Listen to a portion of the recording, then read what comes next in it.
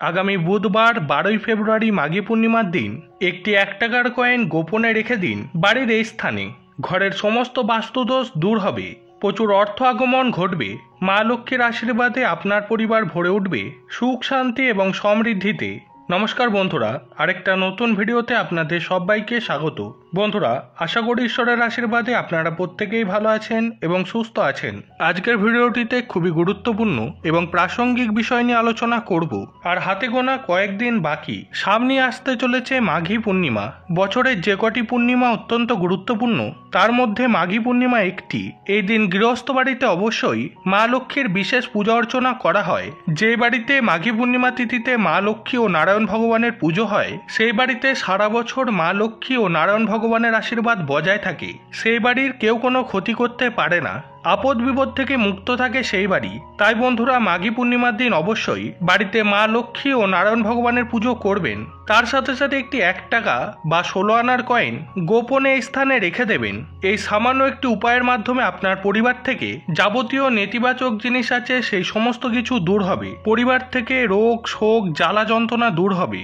আপনার পরিবারের কোনো আপদ বিপদ কাছে আসতে পারবে না এবং চিকিৎসার ক্ষেত্রে আপনার যে পরিমাণের অর্থ অপব্যয় হয় সেইগুলিও বন্ধ হয়ে যাবে। সর্বোপরি আপনার পরিবারের সমস্ত সদস্যের মঙ্গল হবে। তাই বন্ধুরা, এই কাজটি করতে কিন্তু একদমই ভুলবেন না। মাঘী পূর্ণিমা একটি অত্যন্ত পূর্ণ তিথি। পূজা অর্চনার সাথে সাথে এই উপায়টি করবার জন্য এই দিনটি কিন্তু অত্যন্ত ভালো। কিভাবে এই উপায়টি করবেন, কখন এই উপায়টি করবেন, সমস্ত কিছু আজকের এই ভিডিওটিতে বলে দেব। আমার সকল দর্শক বন্ধুদের অনুরোধ করব যে ভিডিওটি সম্পূর্ণরূপে দেখবেন।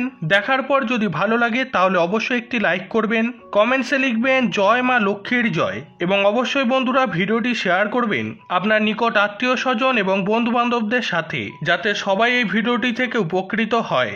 চলুন বন্ধুরা, আসা যাক মূল পর্বে। মাঘী পূর্ণিমার দিনটি একটি অত্যন্ত পবিত্র দিন। তাই এই বিশেষ দিনে কিন্তু বেশি বেলা পর্যন্ত ঘুমাবেন না, খুব তাড়াতাড়ি শয্যা ত্যাগ করবেন।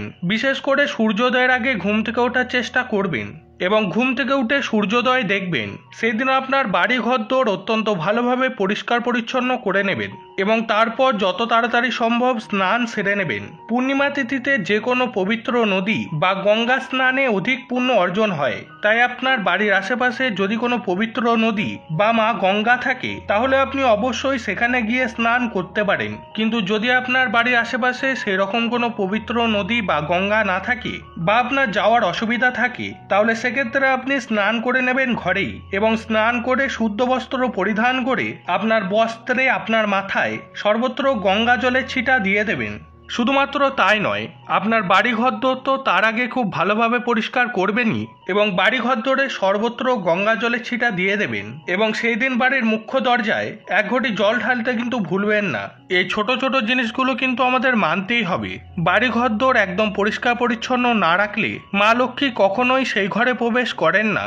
মা লক্ষ্মী সব থেকে বেশি যেটা পছন্দ করেন সেটি হচ্ছে পরিষ্কার পরিচ্ছন্নতা। তাই সেই দিকে সব থেকে বেশি খেয়াল রাখবেন। তারপর আপনি শুদ্ধ বস্ত্র পরিধান করে স্নান সেরে ঠাকুর ঘরে প্রবেশ করবেন। সেই দিন মা লক্ষ্মীর বিশেষ পূজা অর্চনা করে নেবেন। মা লক্ষ্মীর পূজা অর্চনার সঙ্গে সঙ্গে আপনি নারায়ণ ভগবানেরও পুজো করবেন। মা লক্ষ্মী হচ্ছেন পদ্মাসনা, তাই সেই দিন মা লক্ষ্মীর জন্য অবশ্যই একটি পদ্মফুল নিয়ে আসবেন এবং চন্দন সহযোগে মা লক্ষ্মীর চরণের কাছে সেই ফুলটি নিবেদন করবেন। মা লক্ষ্মীর জন্য সেই দিন নতুন বস্ত্র বা নতুন লাল রঙের ওড়নাও নিয়ে আসতে পারেন। অবশ্যই একটি মালা নিয়ে আসবেন, ফুলের মালা, সেটিকে মা লক্ষ্মীকে পরিয়ে দেবেন। আপনার সাধ্যমতো নৈবেদ্য সাজিয়ে দেবেন।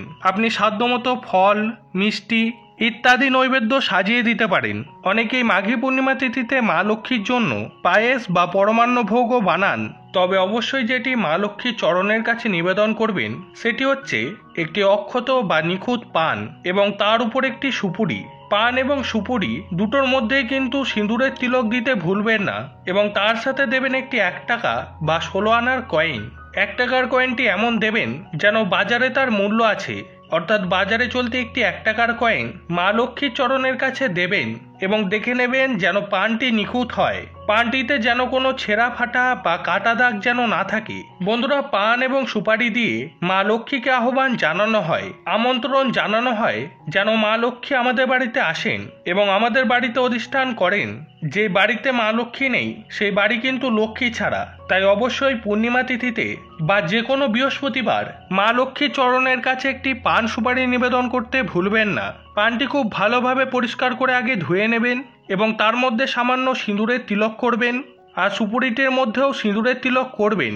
তার মধ্যে সামান্য অক্ষত চালও দিতে পারেন এবং দেবেন একটি 1 টাকা বা 16 আনার কয়েন এবং তারপরে ঘট স্থাপন করে মা লক্ষ্মীর পূজা অর্চনা করবেন। একটি পিতলের ঘট নিয়ে নেবেন, সেই পিতলের ঘটটিতে মাঙ্গলিক চিহ্ন বানিয়ে নেবেন তেল সিঁদুর দিয়ে এবং আম্রপল্লব সহযোগে আপনারা একটি ঘট নিবেদন করবেন।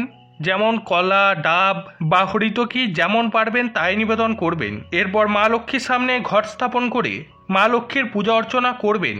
প্রদীপ ধূপকাঠি জ্বালিয়ে নিয়ে এবং আপনার সাধ্যমতো নৈবেদ্য সাজিয়ে দিয়ে মা লক্ষ্মীর সামনে মঙ্গল ঘট স্থাপন করে মা লক্ষ্মীর পূজা অর্চনা করবেন। এবং বন্ধুরা, সেদিন অবশ্যই মা লক্ষ্মীর সামনে একটি ঘিয়ের প্রদীপ জ্বালাবেন। ঘিয়ের প্রদীপ জ্বালানো কিন্তু অত্যন্ত ভালো। মা লক্ষ্মী অত্যন্ত প্রীত হন। বৃহস্পতিবার দিন বা পূর্ণিমা তিথিতে মা লক্ষ্মীর সামনে অবশ্যই একটি ঘিয়ের প্রদীপ জ্বালাবেন এবং যেভাবে আপনি পূজা অর্চনা করেন ঠিক সেইভাবে পূজা অর্চনা করে নেবেন। করে নিয়ে আপনার ঠাকুর ঘর কিছুক্ষণের জন্য ছেড়ে দেবেন। কিছুক্ষণ পরে এসে আপনি যা যা ভোগ নিবেদন করেছেন সেই সমস্ত ভোগগুলি আপনি নিয়ে নেবেন। পানটি কিন্তু মা লক্ষ্মীর চরণের কাছেই থাকতে দেবেন। সারাদিন মা লক্ষ্মীর চরণের কাছেই সেই পান সুপারিটি থাকবে। এরপর আপনি ঠাকুর ঘরে আসবেন সন্ধেবেলায় স্নান যদি নাও করেন তাও আমি বলবো যে দুপুরের খাওয়া জামা কাপড়গুলি অবশ্যই ছাড়বেন এবং হাত পা মুখ খুব ভালোভাবে ধুয়ে গায়ে গঙ্গা জল ছিটিয়ে শুদ্ধ বস্ত্র পরিধান করে তারপরেই কিন্তু আপনি ঠাকুর ঘরে প্রবেশ করবেন। সন্ধেবেলায় অবশ্যই পঞ্চপ্রদীপ জ্বালিয়ে নিতে পারেন এবং প্রদীপ, ধূপকাঠি, ধুনো ইত্যাদি যা যা আপনি ধরান সেই সমস্ত কিছু দিয়ে আপনি সন্ধ্যা দেখিয়ে নেবেন। সন্ধেবেলায় ঠাকুরের চরণের কাছ থেকে আপনি সকালে যে ফুলগুলি নিবেদন করেছেন সেই সমস্ত ফুলগুলি কিন্তু আপনি সরিয়ে নেবেন, কারণ রাত্রিবেলায় কিন্তু আপনার ঠাকুরদের ঠাকুর ঘরের সিংহাসনে শয়ন দেওয়া জরুরি। তাই অবশ্যই কিন্তু সকালের ফুলগুলি সরিয়ে নেওয়া দরকার।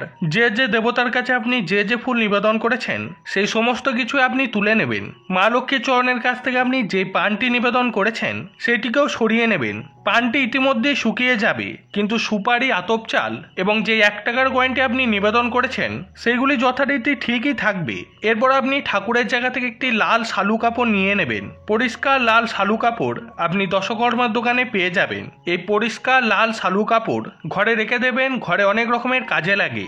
সেই লাল শালু কাপড়ের মধ্যে সমস্ত জিনিসগুলি বেঁধে খুব ভালোভাবে একটি গিঁট দিয়ে নেবেন এবং যদি আপনার কাছে লাল শালু কাপড় না থাকে তাহলেও বেশি চিন্তা করবেন না, আপনি আপনার ডান হাতের মুঠোয় সেই সমস্ত জিনিসগুলি ভরে নেবেন। নিয়ে চলে যাবেন আপনার রান্নাঘরে যেখানে আপনার চালের পাত্র রয়েছে। বন্ধুরা, আমাদের বাড়ির সৌভাগ্য সমৃদ্ধি নির্ভর করে তার বাড়িতে কি পরিমাণের খাদ্য মজুত আছে তার উপর। বাড়ির ধান বা বাড়ির যে চাল সেটা কিন্তু বাড়ির সুখ, সমৃদ্ধি এবং শান্তির প্রতীক। সেই জন্যই তো আমরা বলি যে ধনধান্যে ভরপুর। শুধুমাত্র ধন সম্পত্তিতে নয়, মানুষ যখন বিপদে পড়ে তখন সে ঘরে যে মজুত করা খাবার আছে সেটিকে খেয়েই বাঁচতে পারবে। টাকা পয়সা খেয়ে কিন্তু মানুষ বাঁচতে পারবে না, তার বাঁচার জন্য অন্নের প্রয়োজন। তাই বন্ধুরা, বাড়ির যে রান্নাঘর এবং রান্নাঘরের যে চালের পাত্র সেই জায়গা কিন্তু একটি অত্যন্ত পবিত্র জায়গা এবং একটা বাড়ির সৌভাগ্যের প্রতীকও। তাই আপনার হাতে যে জিনিসগুলি আপনি রেখেছেন সেই সমস্ত কটা জিনিস নিয়ে আপনি চলে আসবেন আপনার রান্নাঘরে এবং চালের পাত্রের মধ্যে খুব ভালো করে মিশিয়ে দেবেন। কাজটি যখন করছেন খেয়াল রাখবেন বাড়ির বাইরের লোক যেন কাজটি না দেখে। আপনি আপনার বাড়ির ভালোর জন্য একটি উপায় করছেন, তাই বাইরের লোকের চোখের অন্তরালে করবেন। তবে হ্যাঁ, বাড়ির বাইরের লোকের চোখের দৃষ্টি এতটা খারাপ হয় যে অনেক সময় আমরা বুঝতে পারি না তারা হয়তো আমাদের কাছের লোক হিসাবেই আমাদের সাথে থাকে, কিন্তু একটা চোখের দৃষ্টি বা একটা নজরে একটা ভালো কাজও খারাপ হয়ে যেতে পারে। তাই বন্ধুরা, কাজটি আপনারা করতে পারবেন, কিন্তু কোনো বাইরের লোকের সামনে আপনি করবেন না। আপনারা বাড়ির লোকের সামনে করতে পারেন, আপনার বাড়ির সদস্যরা দেখলে কোনো সমস্যা নেই। এবং যদি আপনি লাল শালুতে বাঁধেন তাও হবে। যদি শালু কাপড় না থাকে তাহলে আপনি আপনার হাতের মুঠোর মধ্যে সমস্ত জিনিস ভরে আপনি আপনার চালের পাত্রের মধ্যে খুব ভালো করে মিশিয়ে দেবেন। সেই 1 টাকার কয়েন, সুপারি এবং আতপ চাল যা আপনার ঠাকুরের কাছে আপনি নিবেদন করেছিলেন সমস্ত কিছু আপনার চালের পাত্রে খুব ভালো করে মিশিয়ে দেবেন। এর সাথে সাথে দুটি সতর্কতা অবশ্যই মানবেন। সেটি হচ্ছে সেদিন কিন্তু আমিষ জাতীয় খাবার ঘরে রান্না করবেন না বা ঘরেও প্রবেশ করাবেন না। ঘরেও সেদিন যেন আমিষ জাতীয় খাবার কেউ না খায় সেই বিষয়ে খেয়াল রাখবেন। এবং দ্বিতীয় হচ্ছে রান্নাঘর খুব ভালোভাবে পরিষ্কার পরিচ্ছন্ন করে রাখবেন। এই দিন রান্নাঘরের বেসিনে যেন কোনো এঁটো বাসন না থাকে। এই দুটো জিনিস আপনাকে খুব ভালোভাবে দেখতেই হবে। বন্ধুরা, এই যে চালের পাত্রে আপনি মা লক্ষ্মীর আশীর্বাদ ধন্য এই যে জিনিসগুলি আপনি মেশালেন, যেখান থেকে আপনারা প্রত্যেক দিন আপনাদের বাড়ির প্রত্যেকের খাবার গ্রহণ করবেন, এর ফলে আপনাদের শরীর স্বাস্থ্য ভালো থাকবে, রোগ জ্বালা এবং আপদ বিপদ দূর হবে।